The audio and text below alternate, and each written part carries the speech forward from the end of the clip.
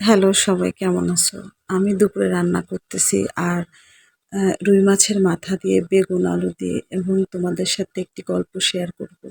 সেটি হচ্ছে আমার এক বান্ধবী দীর্ঘ ৫ বছর পর তার বিয়ের পরে হঠাৎ তার হাসব্যান্ডের অনেক খারাপ কিছু বা পরক্রিয়া তার হাতে ধরা পড়ে। এখন এমতো অবস্থা তার কি করণীয় উচিত? কারণ সে চাচ্ছে না রিলেশনটা কন্টিনিউ করতে।